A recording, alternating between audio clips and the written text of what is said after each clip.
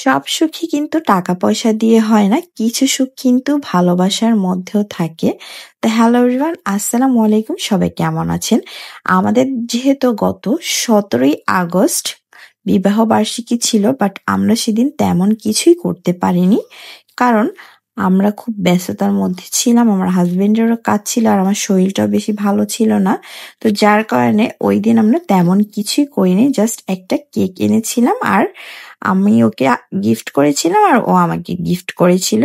বাস এটাই। আমাদের বাহিরে ঘুরতে যাওয়ার কথা ছিল, বাট শরীরটা ভালো ছিল না আর তারও ব্যস্ততা ছিল, এই জন্য আমরা কোথাও যেতেও পারিনি। তাই ভাবলাম আজকেই ছোট্ট করে একটু আয়োজন করি আমাদের বিবাহ বার্ষিকী উপলক্ষে, যেহেতু ওই দিন আমরা তেমন কিছুই করতে পারিনি আর তার দেওয়া গিফটও এখনো পড়তে পারিনি।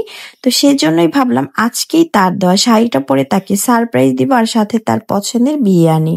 তো এবার আমি 2 চামচ পরিমাণ ঘি দিয়ে দিয়েছি আর দেওয়ার পরে ভালো করে মিক্স করে দিচ্ছি আর এরপর আমি ঢাকনা দিয়ে ঢেকে রাখবো 10 মিনিটের জন্য। আর দুপুরে কিন্তু আমি বিরিয়ানিটা রান্না করে ফেলেছি, যেহেতু রাতে বিরিয়ানিটা রান্না করলে আমার রেডি হতে অনেকটা টাইম লেগে যাবে, যার কারণে আমি দুপুরে রান্না করেছি।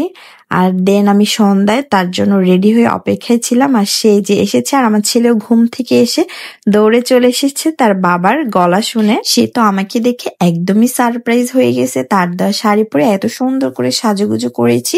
দেন আমি বলতেছি তুমি এখন রেডি হয়ে নাও, তো তাকেও আমার দেওয়া টি শার্টটি দিয়েছি। দেন সে রেডি হচ্ছে আর আমার ছেলেকেও এদিকে আমি রেডি করে দিয়েছি। তো আমাকে ম্যারেজ ডে উপলক্ষে কিন্তু সে 2টা শাড়ি দিয়েছে, বাট আমি তাকে একটাই টি শার্ট দিয়েছি, যেহেতু আসলে আমি তেমন কোনো ইনকাম করি না, যার কারণে আমি তাকে আসলে যতটুকু পেরেছি তার মধ্যে দেওয়ার চেষ্টা করেছি। তো এবার হলো আমরা সবাই মিলে রেডি। তো দেন এখন আমরা কিছু ছবি তুলবো, তো সেই জন্য সবাই মিলে এখন আমরা প্রিপারেশন নিচ্ছিলাম কিভাবে ছবি তুলবো, কোন অ্যাঙ্গেল থেকে ছবি তুলবো, কোন জায়গাটা থেকে ছবি তুলবো, কোথায় আসলে ছবি তুললে ভালো লাগবে। তো এই বিষয়গুলো আমরা আসলে দেখতেছিলাম। এবার হলো তাকে বলতেছিলাম আমার হাতটা একটু ধরে আমাকে একটু ঘুরো। সে একটু লজ্জা পাচ্ছিল আর বলতেছিল কিভাবে ঘুরাবো। তো যাই হোক, অনেক হাসতেছিল সে লজ্জায়। তো সে আমাকে হাতটা ধরে একটু ঘোরাচ্ছিল আর আমিও ঘুরতেছিলাম আর দুজনে মিলে অনেক হাসাহাসি করতেছি। সবাই আমাদের জন্য দোয়া করবেন সারা জীবন যেন আমরা এভাবেই থাকতে পারি একে অপরের পাশে। ছবি তোলাও শেষ, ভিডিও করা শেষ। দেন এখন আমি তার জন্য খাবার বাড়তেছিলাম।